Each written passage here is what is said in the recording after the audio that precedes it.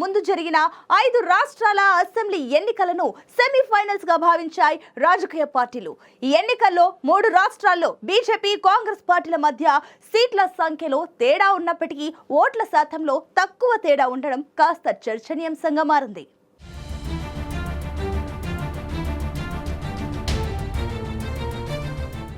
ఐదు రాష్ట్రాల అసెంబ్లీ ఎన్నికల ఫలితాలపై స్పందించిన కాంగ్రెస్ తన ఓటమిపై ఏమంటుంది? 3 రాష్ట్రాల్లో బీజేపీకి గట్టి పోటీ ఇచ్చిన కాంగ్రెస్ సీట్ల కంటే ఓట్ల శాతంపైనే ధీమాగా ఉందా? ఈ 3 రాష్ట్రాల్లో తమకు వచ్చిన ఓట్ల శాతం బీజేపీతో పోలిస్తే తక్కువేమీ కాదని చెప్పడం ద్వారా కాంగ్రెస్ పార్టీపై ప్రజల్లో ఉన్న విశ్వాసాన్ని చాటుకునే ప్రయత్నం చేస్తుందా?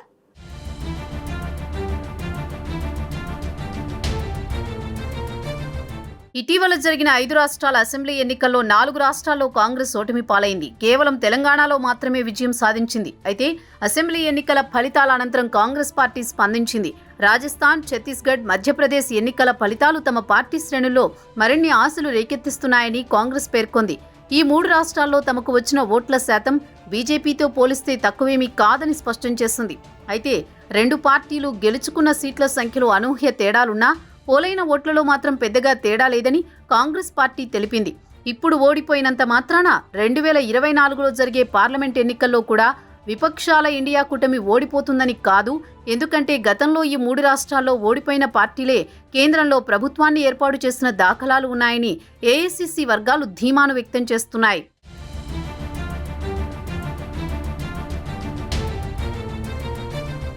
3 రాష్ట్రాల అసెంబ్లీ ఎన్నికల ఫలితాలను గమనిస్తే ఒక ఆసక్తికర విషయం తెలుస్తుంది. కాంగ్రెస్ పేర్కొంది తమ పార్టీ ఓట్ షేర్ బీజేపీకి చాలా దగ్గరగా ఉందని, అలాగే ఈ రాష్ట్రాలన్నింటిలోనూ తాము దాదాపు 40% మేర ప్రభావం చూపించామని తెలిపింది.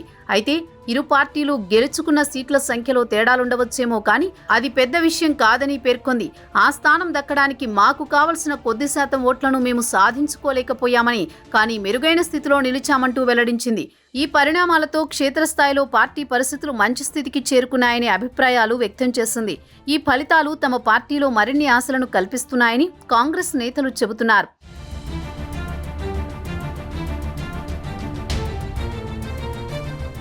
ఇక్కడ గమనించాల్సిన విషయం ఏంటంటే ఓట్ల విషయంలో బీజేపీ కంటే కాంగ్రెస్ మరీ అంత వెనుకబడి లేదని ఓట్ల సరళి, దాని గణాంకాలను చూస్తే స్పష్టంగా తెలుస్తోంది. ఛత్తీస్గఢ్లో కాంగ్రెస్కు 42.2%, బీజేపీకి 46.3% ఓట్లు వచ్చాయి. మధ్యప్రదేశ్లో కాంగ్రెస్కు 40.4% పైగా, బీజేపీకి 48.6% ఓట్లు పోలయ్యాయి.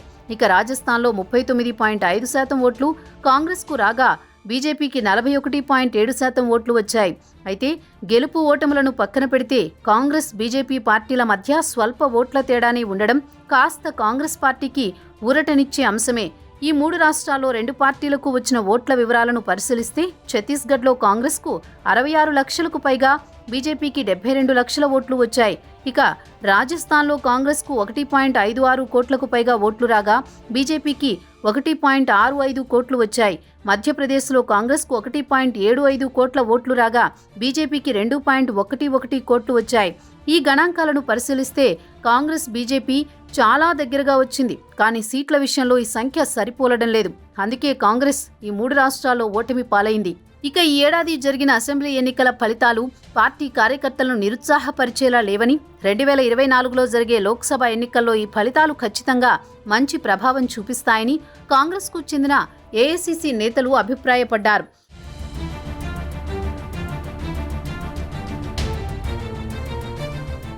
ఎన్నికల రాజకీయాల్లో ఓట్ల శాతం స్వల్ప తేడా కూడా పార్టీ తలరాతలు మార్చేస్తుంది. ఎన్నికల్లో గెలిచిన పార్టీ, ఓడిన పార్టీ సాధించిన ఓట్లలో పెద్ద తేడా ఉండకపోవచ్చు, కానీ సాధించిన సీట్లలో మాత్రం చాలా తేడా వచ్చేస్తుంది. ఫలితంగా అధికారం చేజారడమో లేక మెజారిటీ మార్కు సాధించి ప్రభుత్వాన్ని ఏర్పాటు చేయడమో జరుగుతుంది. 2024 సార్వత్రిక ఎన్నికలకు సెమీఫైనల్స్గా ప్రచారం జరిగిన 5 రాష్ట్రాల అసెంబ్లీ ఎన్నికల్లో ఇదే జరిగింది. ఈ నెల 3న 4 రాష్ట్రాల ఎన్నికల ఫలితాలు విడుదలయ్యాయి. ఈ 4 రాష్ట్రాల్లో కాంగ్రెస్ పార్టీ తన ప్రత్యర్థులతో పోరాడింది. అందులో 2 రాష్ట్రాల్లో కేవలం 2% ఓట్ల తేడా కాంగ్రెస్ తలరాతను మార్చేసింది. అవును, కేవలం 2% తేడాతోనే కాంగ్రెస్ తెలంగాణలో అధికార పీఠాన్ని చేజిక్కించుకుంది. అంతే తేడాతో రాజస్థాన్లో అధికారాన్ని కోల్పోయింది కాంగ్రెస్.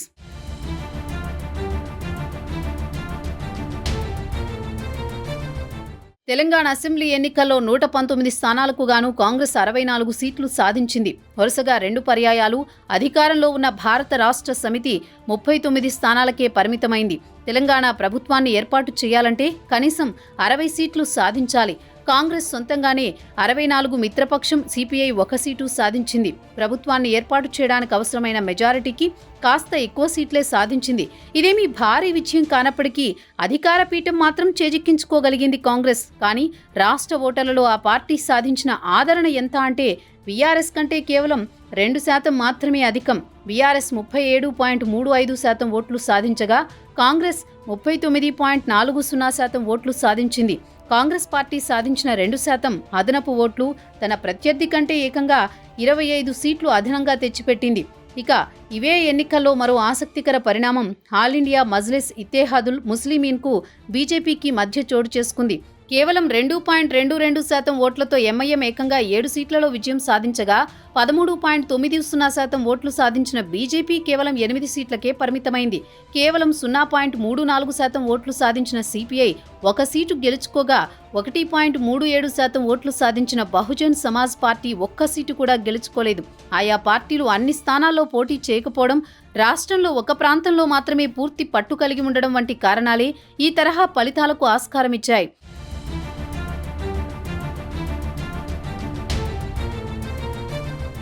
తెలంగాణలో హోరాహోరీగా పోరాడిన బీఆర్ఎస్, కాంగ్రెస్ పార్టీలు సైతం రాష్ట్ర వ్యాప్తంగా ఒకే తరహా ప్రభావాన్ని చూపలేదు. జిల్లాల వారీగా చూసుకుంటే ఉమ్మడి వరంగల్, ఖమ్మం, నల్గొండ, మహబూబ్నగర్ జిల్లాల్లో కాంగ్రెస్ తన ప్రత్యర్థులపై పూర్తి ఆధిక్యతను ప్రదర్శించింది. కేవలం ఈ 4 ఉమ్మడి జిల్లాల్లో 41 సీట్లు సాధించింది. కాంగ్రెస్ కానీ రాష్ట్ర రాజధాని కొలువైన హైదరాబాద్, రంగారెడ్డి జిల్లాల్లో ఏమాత్రం ఆధిక్యతను చాటుకోలేకపోయింది. అక్కడ బీఆర్ఎస్, ఎంఐఎం పార్టీలు ఆధిక్యాన్ని చాటుకోగా చాలా చోట్ల బీజేపీ 2వ స్థానంలో నిలిచింది. ఆదిలాబాద్, నిజామాబాద్ జిల్లాల్లో ముక్కోనపు పోటీ కనిపించింది. పాత ఆదిలాబాద్ జిల్లాలో 10 స్థానాలకు కాంగ్రెస్ 4, బీఆర్ఎస్ 2, బీజేపీ 4 గెలుచుకోగా ఉమ్మడి నిజామాబాద్ జిల్లాలో 9 స్థానాలకు కాంగ్రెస్ 4, బీఆర్ఎస్ 2, బీజేపీ 3 గెలుచుకుంది.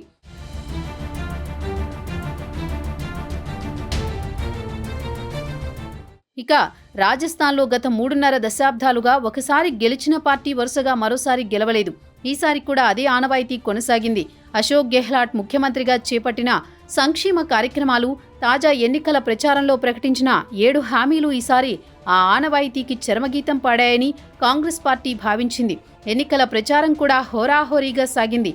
ఇంత హోరాహోరీ పోరులో వివిధ సంస్థలు నిర్వహించిన ఎగ్జిట్ పోల్స్ సైతం ఎవరు గెలుస్తారన్న విషయంలో భిన్న అభిప్రాయాలు వ్యక్తం చేశాయి.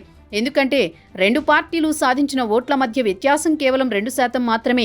ఈ స్వల్ప తేడా కారణంగానే ఎగ్జిట్ పోల్స్ అంచనాలు తారుమారయ్యాయి. అంతేకాదు కాంగ్రెస్ తలరాత కూడా తారుమారై అధికారం చేజారింది. రాజస్థాన్లో కాంగ్రెస్ 39.53% ఓట్లు సాధించగా బీజేపీ 41.69% ఓట్లు సాధించింది. కానీ సాధించిన సీట్ల మధ్య చాలా తేడా వచ్చేసింది. 200 స్థానాలున్న రాజస్థాన్ అసెంబ్లీలో 199 స్థానాలకు ఎన్నికలు జరగ్గా వాటిలో బీజేపీ 115 స్థానాల్లో గెలుపొందింది. కాంగ్రెస్ కేవలం 68 సీట్లకే పరిమితం కావాల్సి వచ్చింది. అంటే 2% ఓట్ల తేడా సీట్ల విషయానికి వచ్చేసరికి ఏకంగా 47 సీట్ల తేడాను తీసుకొచ్చింది. ప్రభుత్వాన్ని ఏర్పాటు చేయడానికి అవసరమైన 101 సీట్ల కంటే బీజేపీకి అదనంగా 14 సీట్లు కట్టబెట్టింది. అలా కాంగ్రెస్ రాష్ట్రంలో 2% ఓట్ల తేడాతో అధికార పీఠాన్ని కైవసం చేసుకోగా మరోచోట ఉన్న అధికారాన్ని చేజార్చుకుంది.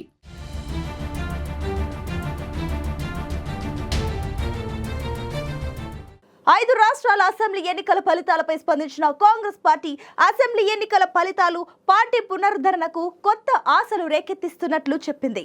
అధిక రాష్ట్రాల్లో ఓటమి చెందినా తిరిగి పుంజుకుంటామని ఆశాభావం వ్యక్తం చేసింది.